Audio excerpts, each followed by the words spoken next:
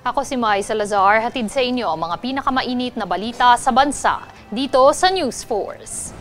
Sa ulo ng mga balita, FDA nagbabala laban sa pagbili at paggamit ng isang energy supplement. Pagbisita ng US Defense Secretary sa Pilipinas makatutulong sa modernisasyon ng AFP. Kongreso nadiskubre ang umano'y karagdagang taong nakatanggap ng confidential funds.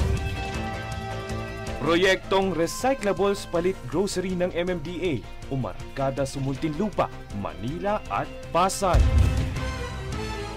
Mga Pinoy inabisuhang huwag sumali sa mga protesta sa South Korea. South Korean Prime Minister Dak Soo ibinalik bilang acting president matapos ipawalang bisa ang impeachment laban sa kanya. Patas at pantay na balita, komprehensibong ulat para sa pulso ng masa. Ito ang News Force. Para sa unang balita, nagbabala ang Food and Drug Administration o FDA sa publiko laban sa pagbili at paggamit ng isang energy-boosting dietary supplement na Drive Max Plus. Ayon sa pagsusuri na pag-alamang naglalaman ang naturang supplement ng sildenafil citrate na ayon sa FDA ay delikado partikular sa mga may history na ng stroke, may problema sa puso o bato at low blood pressure. Ilan sa mga posibleng side effects nito ay ang pananakit ng ulo, pagdudumi, pagkahilo, UTI, indigestion, pagbabara ng ilong, mga pantal at biglaang pagkawala ng paningin. Sakaling makaramdam ng alinman sa mga side effects matapos ang pagkonsumo ng dietary supplement, agad na inaabisuhang magpakonsulta sa doktor. Samantala, nagsimula na nitong Lunes ang isang oras na extension ng operating hours ng Metro Rail Transit o MRT3. Kaya naman ang papuntang southbound mula sa North Avenue Station ay magsasara ng 10:25 p.m. habang ang mga pa-northbound naman mula sa Taft Avenue ay hanggang 11:04 p.m. na. Ayon sa Department of Transportation, dinagdagan ang operating hours ng naturang tren para makapagsakay ng maraming pasahero. Balak din umanong magdagdag ng ilang mga bagon tuwing rush hour.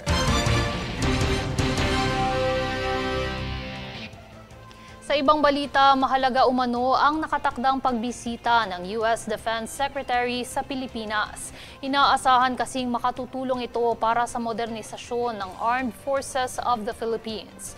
Para sa detalye, narito si Francis Riodique.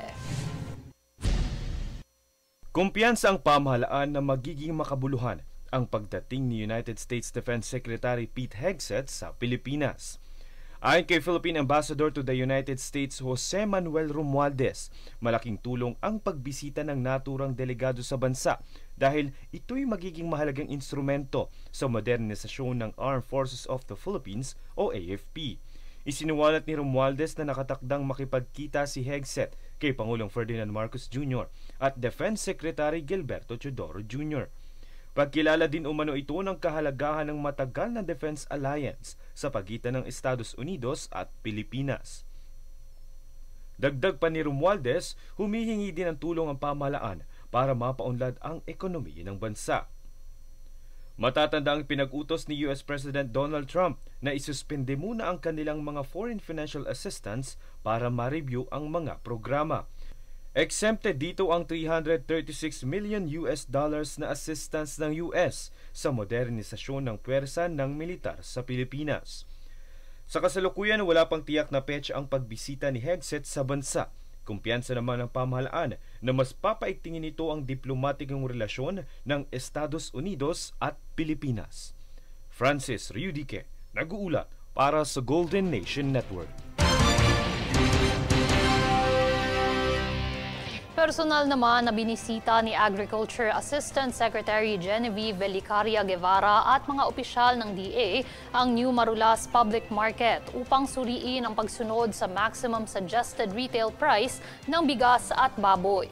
Ito ay kasunod ng ulat ni Mayor Wes Gatchalian ukol sa President Rice na ibinebenta ng 62 pesos kada kilo, mas mataas ng 13 pesos kaysa sa MSRP ng imported rice. Bagamat wala nang nakita ang DA team na President Rice sa mga stall, nagsagawa pa rin sila ng sample collection mula sa ibang brand para sa pagsusuri ng kalidad.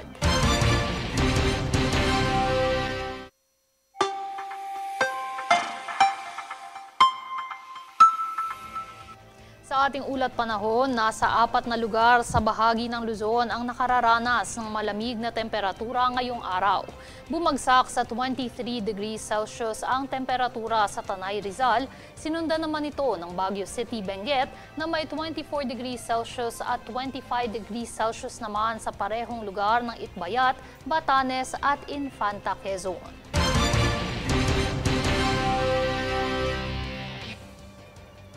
Susunod sa News Force. Senator Amy Marcos inaming hirap siyang makahanap ng testigo sa ICC issue. Interpol diffusion, red notice.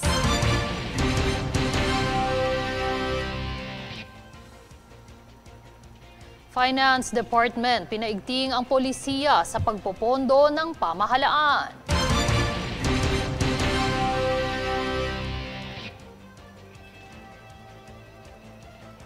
Kongreso nadiskubre ang umano'y karagdagang tao na recipient ng confidential funds.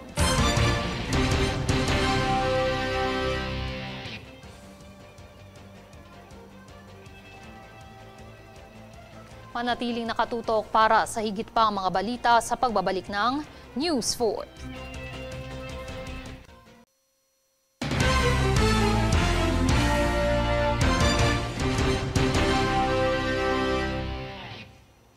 Matapos ang kamakailang pagpupulong sa Kongreso, lumalawak ang listahan ng mga kahina-hinalang pangalan na umano'y tumanggap ng confidential funds ayon sa mga mambabatas. Yan ang balitang hatid ni Jay Buhoy. Inilahad ni House Deputy Majority Leader Paulo Ortega V na nadiskubre ang panibagong grupo ng umano'y recipient ng confidential funds mula sa DepEd na tinawag niyang Team Amoy Asim.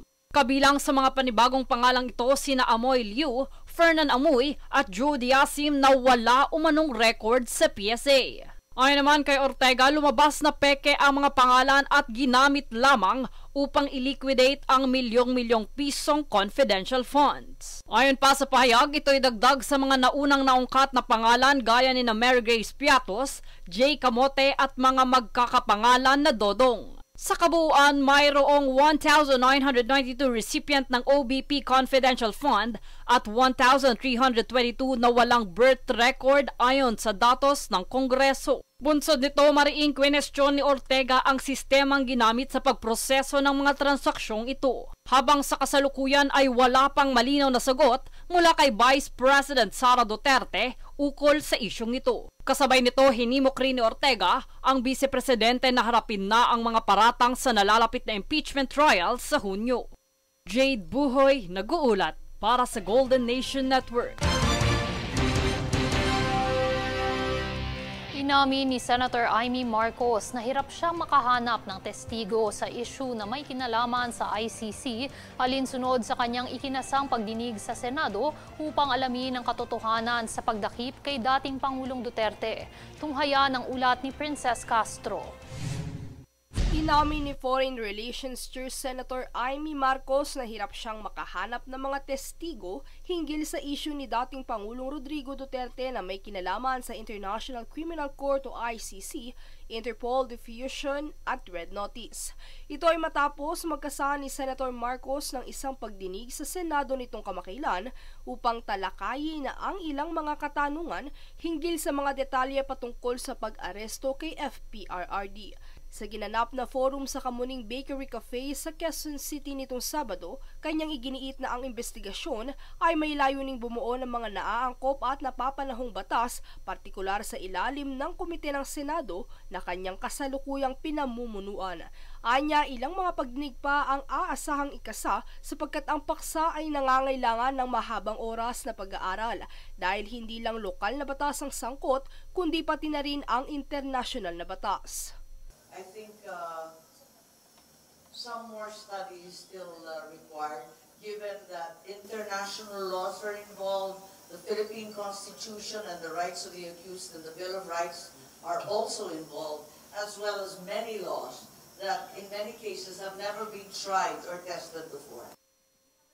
Paglilinaw naman ng senadora na isinagawa niya ang Senate hearing hindi para sa endorsement, kundi sa layuning ipagtanggol ang soberanya ng Pilipinas, alamin at bigyang kalinawan ng publiko hinggil sa totoong nangyari sa dating Pangulo noong 12 ng Marso. Samantala, umaasa naman si Senator Bongo na maging positibo ang kahinatnan ng pagdinig ng Senado at umaasang mapabalik ang Pangulo sa bansa. Princess Castro nag-uulat para sa Golden Nation Network. Nagpahayag naman ng suporta ang ilang transport group gaya ng Pasang Mazda, Altodap, Acto, Busina at Kuroda para sa Public Transport Modernization Program o PTMP ngayong araw. Ito ay matapos magtipon-tipon sa tanggapan ng Land Transportation Franchising and Regulatory Board o LTFRB nitong umaga para ipanawagan sa Department of Transportation na huwag itigil ang naturang programa dahil ayon sa kanila marami na ang tumaya rito at sila ay maayos na naglilingkod sa mga commuter. Ikinatuwa naman ni LTFRB Chair Teofilo Guadis III ang pagsuportang ito, kung saan aniya patunay lamang ito na marami ang nakikiisa sa programa ng gobyerno. Samantala, pinangungunahan ng Department of Finance ang pagbuo ng Climate Finance Strategy upang masuportahan ang mga prioridad ng bansa sa climate action at mapalakas ang sustainable finance sa pamamagitan ng Interagency Task Force on Sustainable Finance. Katuwang ang World Bank, binabalangkas ng Technical Working Group ang angkop na carbon pricing policies na hindi makakapagpalala ng inflation at magpapalakas sa pamumuhunan. Ina-update rin ng pamahalaan ang Sustainable Finance Framework upang mas mapalawak ang pondo para sa mga green infrastructure project at masigurong makikinabang ang mga LGU sa implementasyon ng climate adaptation programs. Umarangkada naman itong weekend ang proyekto ng MMDA na Mobile Materials Recovery Facility Recyclables Mo Palit Grocery Co project sa ilang mga barangay sa lungsod ng Muntinlupa, Manila at Pasay.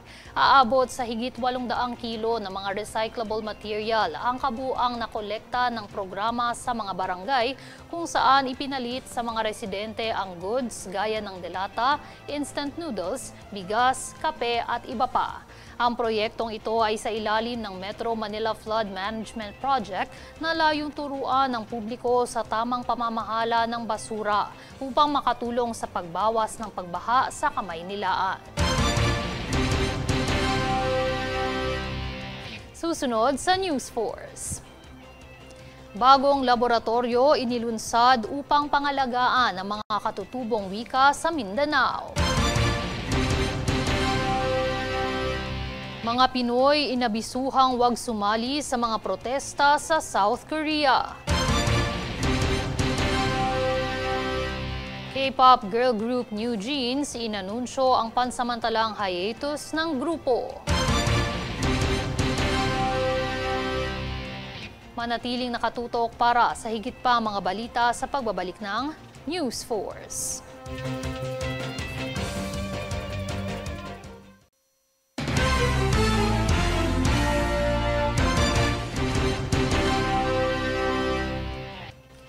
Inilunsad nitong kamakailan ng Department of Science and Technology o DOST at University of the Immaculate Conception ang bagong laboratorio na Mindanao Natural Language Processing Research and Development Laboratory. Ito'y upang pangalagaan ang ilan sa mga katutubong wika sa Mindanao na kasalukuyang nanganganib na dahil hindi na ito nagagamit ng mga taga-rehiyon.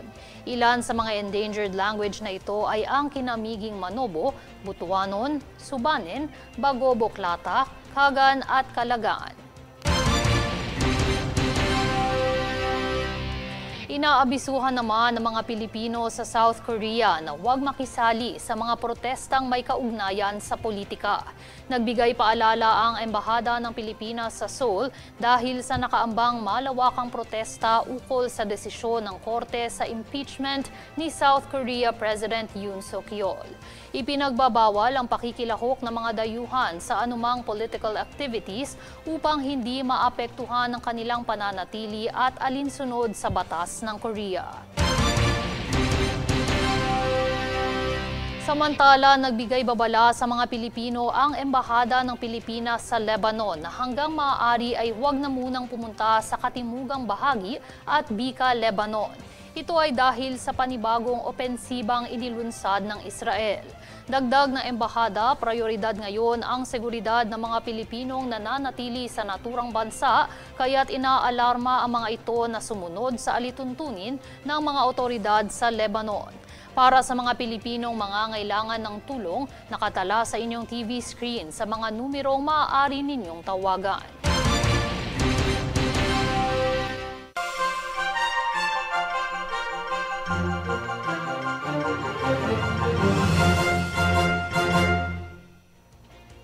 Balik sa pwesto bilang acting president ng South Korea si Prime Minister Han Duck-soo matapos ipawalang bisa ng korte ang impeachment laban sa kanya.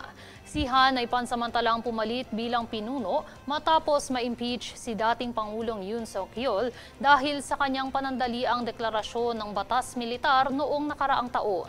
Tumagal lamang ng halos 2 linggo matapos patalsikin sa pwesto dahil sa hindi pagsang-ayon sa pagtalaga ng 3 karagdagang mahistrado sa korte.